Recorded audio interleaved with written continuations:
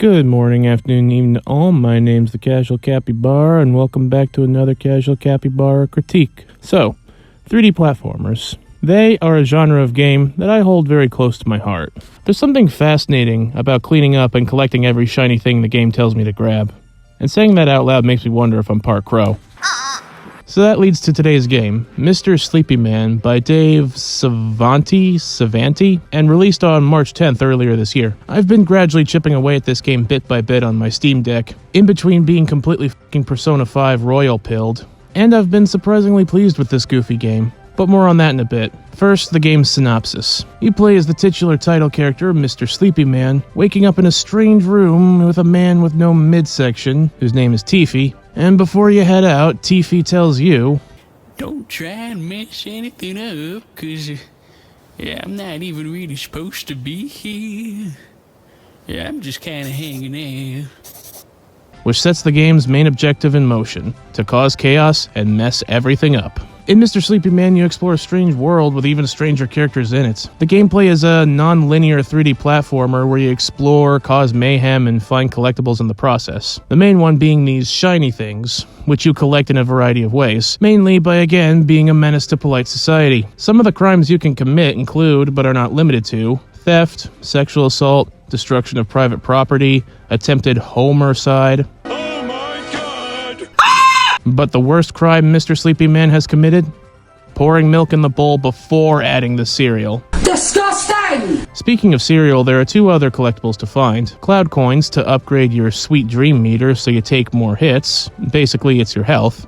And the aforementioned cereal. It's kind of like the currency of this game as you use it to pay this absolute unit, Big Kitty. In exchange, he'll give you hints on how to progress and some funny alternative costumes. Remember that? When costumes were a fun option in games, before the money-grubbing offs that run the modern gaming industry turned it into a way to make more money for them to sit on and not pay the employees that actually make the games. Okay, maybe I have gotten a little off topic.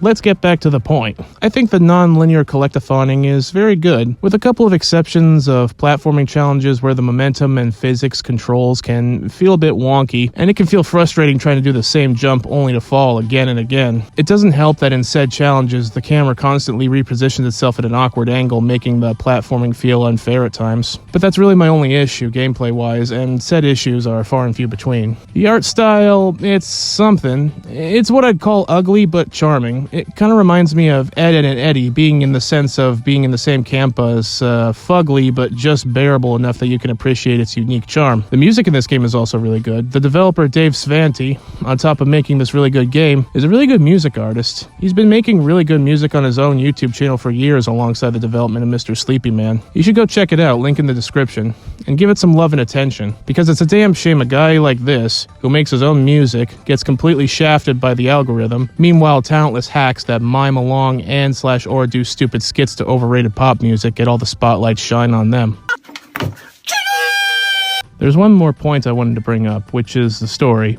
Yeah, this very much unserious game about Havoc has a story. Unfortunately, I can't explain it without spoiling it, so I do recommend playing the game for yourself to find out what happens, but I will leave it at this. It involves Tiffy, this little guy called Dinosaur Jones, and in said story beats, this is where the music especially shines. Top-notch stuff, Mr. Savanti. So yeah, Mr. Sleepy Man gets a thumbs up from this guy. It was a fun distraction to occupy the time before a certain game comes out that will probably be the absolute reckoning of me, even more than Persona 5. Seriously, you may not see me for a while till I come out with a review on said reckoning game. So, to put this review to bed, what's the closure, Mandrake and Rachel? I didn't care for the art style, but I do agree the gameplay was good. Are you kidding? That gameplay was so boring, it put me to sleep. With that being said, I am the Casual Capybara, and thank you for watching.